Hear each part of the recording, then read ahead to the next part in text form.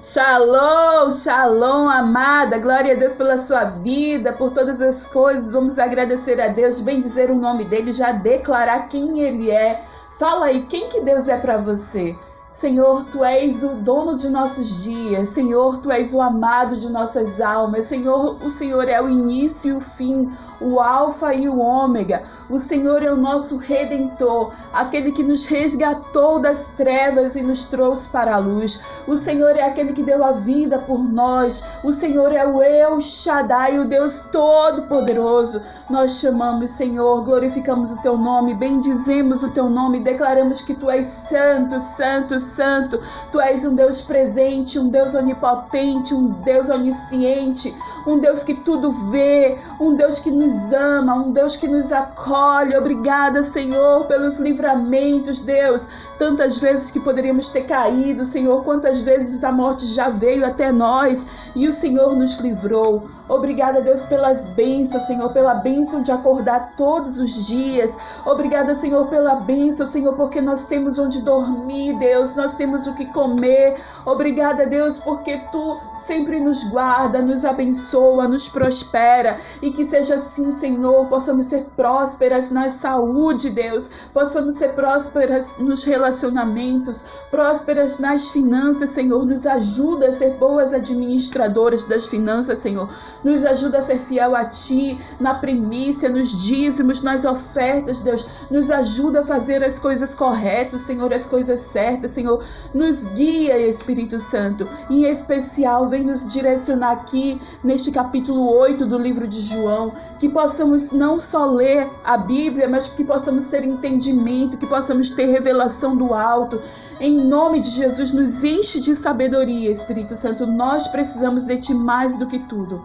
Fortalece a nossa fé, ministra o nosso coração, faz segundo a Tua vontade, em nome de Jesus. Amém? Glória a Deus, já começamos em oração, já começamos declarando quem Deus é, então vamos para a palavra. João capítulo 8, é uma continuação do 7, né? Quando a gente estava vendo sobre a incredulidade dos líderes judeus. Então, continuando aqui, capítulo 8.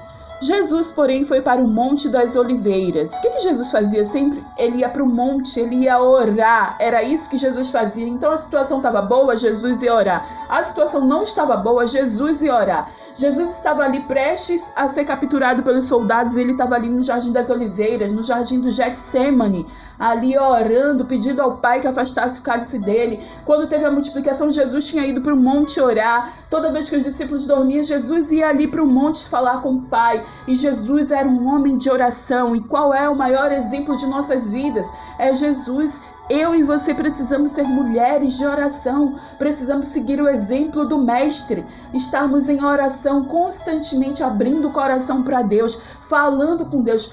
Lembre você que a oração não é uma ladainha, não é uma reza, não é algo que você repete sempre. É quando você chega para o seu melhor amigo, que é o Espírito Santo, abre seu coração, fala como foi seu dia, fala onde está angustiando, onde é que está doendo, qual é a dor, e você abre seu coração ali, conversa com ele. A oração é você estar ali como se estivesse com um amigo, conversando, abrindo o coração. E ali você chega de repente angustiada, chorosa, pesada, e sai dali leve, tranquila. Porque o Senhor já ouviu a sua oração, já te deu um bálsamo, um refrigério. Então só o fato de você abrir o coração e falar com Deus já é muita coisa. E quando a gente coloca a fé na oração, quando a gente coloca a oração mesmo em ação, a fé em ação, as coisas começam a acontecer. Porque Deus, além de ouvir, Ele faz acontecer. Amém? Então só que a gente começou o primeiro versículo, mas para falar, Jesus era um homem de oração. Ele aqui foi para o Monte das Oliveiras. Ao amanhecer, ele apareceu novamente no templo onde todo o povo se reuniu ao seu redor. E ele se assentou para ensiná-los. E o mestre da lei e os fariseus trouxeram-lhe uma mulher surpreendida em adultério. Eita, você conhece essa história, né? Você lembra que Jesus tinha ido para a festa das cabanas, né? A festa dos tabernáculos, e todo mundo queria pegar ele. Ele começou a ensinar lá no templo e agora ele está ali abertamente. Acabou a festa e ele continua ali no templo ensinando. Lá os fariseus queriam pegar ele e trouxe uma mulher adúltera para confrontar ele, para ver se ele ia contra a lei de Moisés, né? Porque se ele é contra a lei de Moisés, é como se ele fosse contra Deus. E aí eles queriam provar isso. E aí vamos ver o que acontece. Você conhece essa história. fizeram-na ficar em pé diante de todos e disseram a Jesus: Mestre, esta mulher foi surpreendida em ato de adultério. Na lei de Moisés, ele nos ordena a apedrejar tais mulheres. E o Senhor, o que diz? Eles estavam usando essa pergunta como armadilha a fim de terem uma base para acusá-lo. Mas Jesus inclinou-se e começou a escrever no chão com o dedo. Visto que continuavam a interrogá-lo, ele se levantou e lhes disse: Se algum de vocês estiver sem pecado, seja o primeiro a tirar pedra nela. E inclinou-se novamente e continuou escrevendo no chão. E os que ouviram foram saindo, um de cada vez, começando pelos mais velhos. E Jesus ficou só com a mulher em pé diante dele. Então Jesus pôs-se em pé e perguntou-lhe: Mulher, onde estão eles? Ninguém te condenou? Ninguém, Senhor, disse ela. E declarou Jesus: Eu também não a condeno. Agora vá e abandone a sua vida de pecado. Eita lasqueira, Jesus! Eita, Jesus! Acende essa luz aí. Será que Jesus falou com você? Porque Jesus falou comigo. Eu já fui a mulher pecadora. Aliás, a Bíblia diz que nós pecamos todos os dias, né? Então, se você diz que você está sem pecado, você já está mentindo, já está pecando. Porque a Bíblia diz que nós pecamos. Às vezes pecamos em atitudes feias, mas às vezes em coisas que parecem leves e às vezes só em pensamentos. Então, nós precisamos estar em vigilância, levar esse pecado para a cruz, né? Nos arrepender diante de Jesus e nunca mais voltar a cometer esse mesmo pecado. E esse é o arrependimento. Jesus disse, então ele foi muito sábio, né? Jesus é Jesus, só que eu e você, nós temos a mente de Cristo, nós também podemos vencer, né? Ultrapassar muralhas, vencer as batalhas. Ele estava indo ali pro templo para ensinar, e eu imagino que ele já estava ali fora, na frente do templo, e trouxeram essa mulher adúltera, né? Até porque eu acho que ela não podia entrar no templo nessa condição. Então os fariseus trouxeram ali, e eu fico imaginando a cena de levarem a mulher para frente de Jesus. Essa mulher foi pega em pecado, em adultério, e a lei de Moisés diz pra gente apedrejá-la até a morte. E você, diz o quê? E aí, eu imagino que ele começou a escrever no chão. Eu ouvi uma vez minha líder falando sobre isso, e eu creio profundamente. Patrícia, num G12, a gente estava ali sendo ministradas, né, na célula, e ela falou que Jesus começou de repente a escrever ali as leis de Moisés, né? E os 10 mandamentos. Terás seu Deus acima de todas as coisas, amar o próximo como a ti mesmo, não adulterarás, não mentirás, não darás falso testemunho, né? E todos os mandamentos que a gente conhece, as leis de Moisés. Eu imagino, ali como o Paty nos falou, que ele começou a escrever essas leis, esses mandamentos ali na terra. E quando ele disser, e aí, vamos fazer o que com ela? E ele continuava escrevendo no chão. E aí ele falou, olha, quem não tem pecado que atire a primeira pedra. Justamente porque ele estava escrevendo as leis, os mandamentos. E muitos ali poderiam não ter adulterado, poderiam não estar com um marido de outra, né? Poderiam não estar com a esposa de outro, mas de repente pecaram em alguma coisa.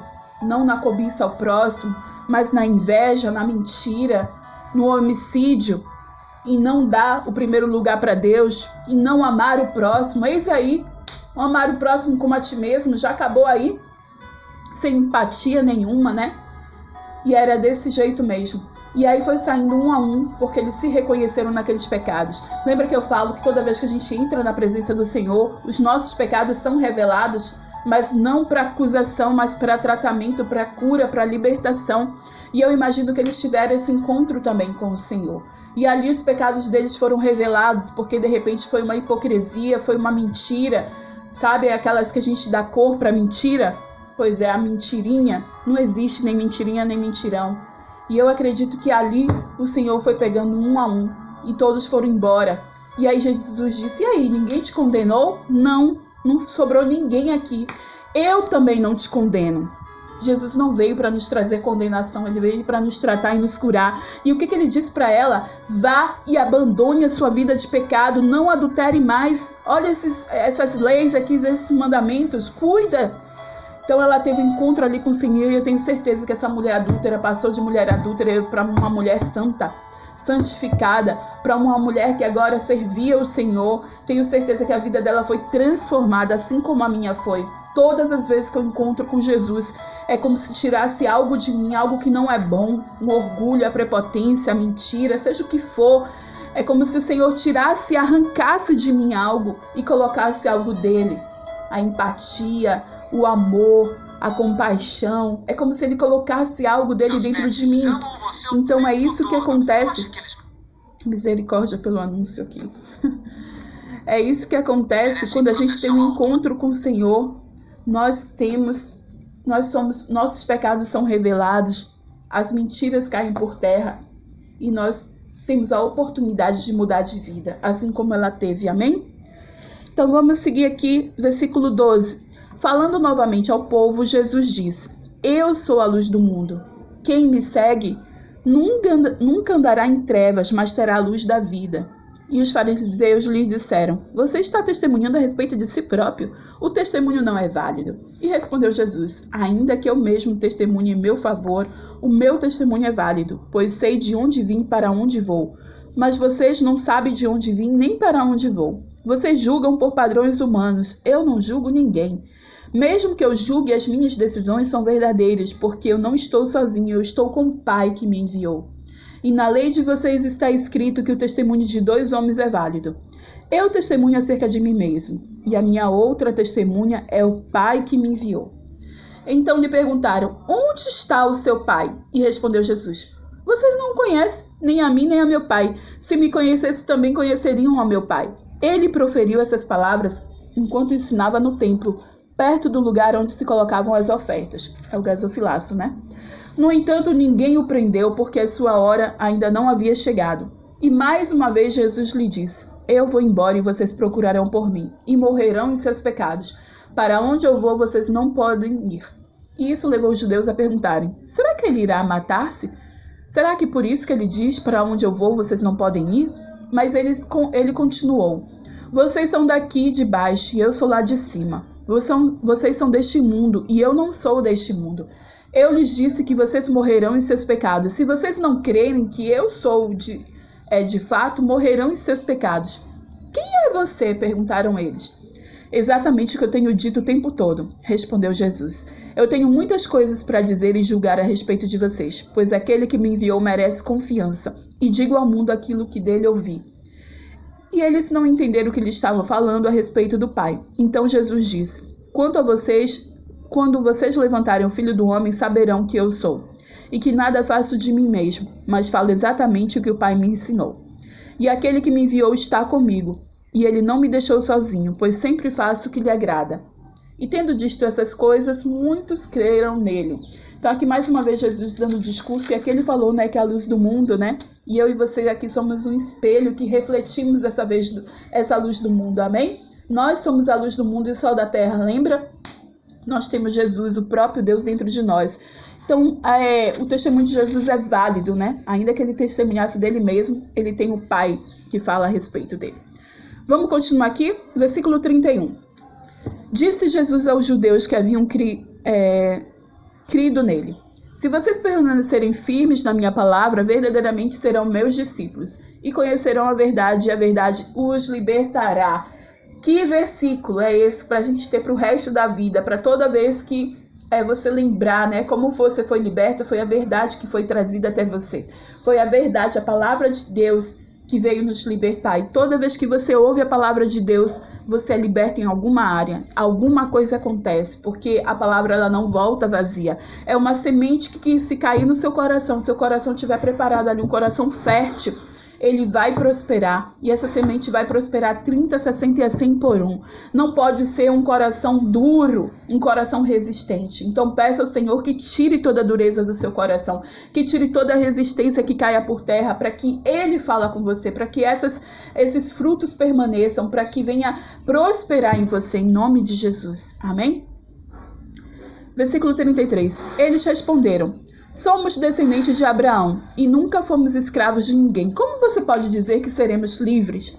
E Jesus respondeu: Digo-lhes a verdade, todo aquele que vive pecando é escravo do pecado. E o escravo não tem lugar permanente na família, mas o filho pertence a ela para sempre. Portanto, se o filho os libertar, vocês de fato serão livres. Eu sei que vocês são descendentes de Abraão, contudo estão procurando matar-me, porque em vocês não há lugar para a minha palavra. Eu lhes estou dizendo o que vi na presença do Pai. Vocês fazem o que ouviram do pai de vocês. Abraão é o nosso pai, responderam eles. E disse Jesus: se vocês fossem filhos de Abraão, fariam as obras que Abraão fez, mas vocês estão procurando matar-me, sendo que eu lhes falei a verdade e ouvi de Deus. Abraão não agiu assim. Vocês estão fazendo as obras do pai de vocês.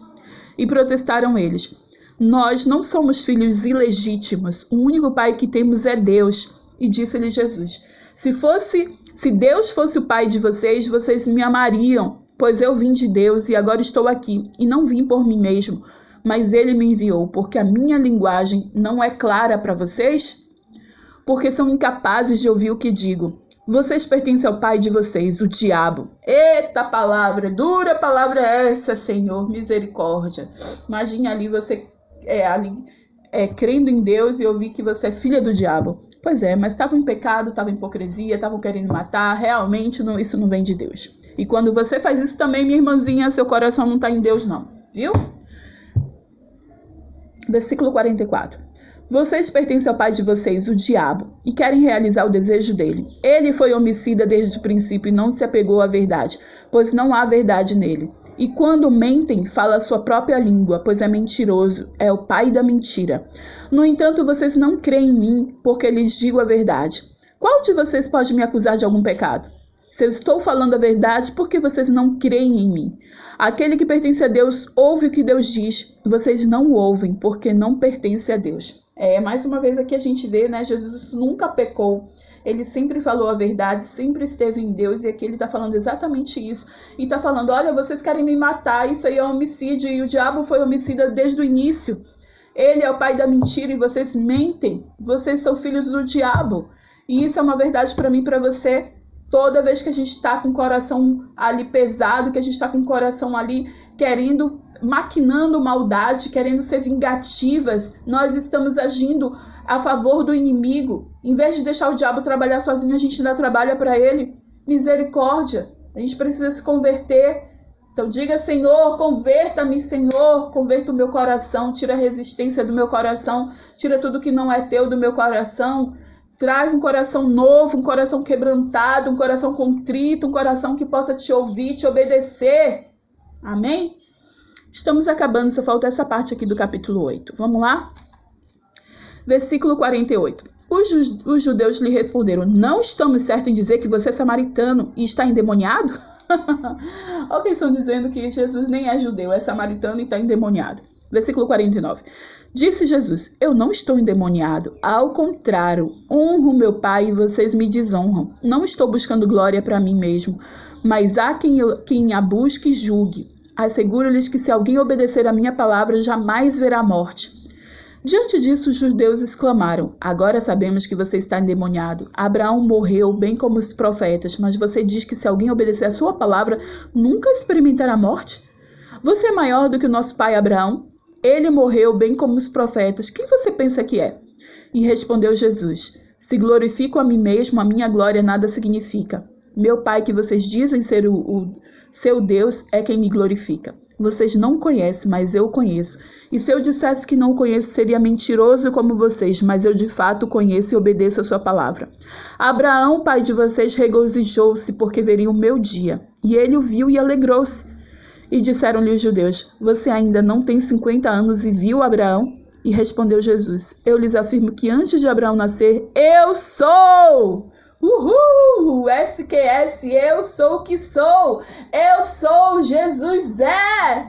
Aleluia! Glória a Deus, glória a Deus. Jesus já era, ele é e sempre vai ser. Ele é desde o princípio. Lembra que a gente começou João falando que ele é o verbo que se fez carne, e ele estava com Deus, e ali quando Deus estava fazendo tudo, arquitetando tudo, o Espírito Santo estava lá, e Jesus estava lá, a Santíssima Trindade já existia e sempre existiu.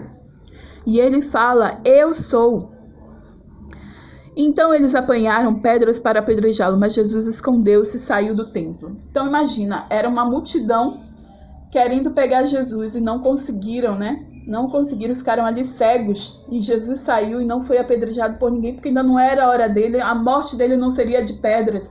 Inclusive, nenhuma parte do seu corpo se quebrou. A gente sabe porque conhece as Escrituras. Então, as declarações de Jesus acerca dele mesmo. Ele falou, e Jesus é. E eu não sei você, mas eu creio 100%, 200%, 1000%. E se você crê, dê um glória a Deus aí. Escreve nos comentários, eu creio.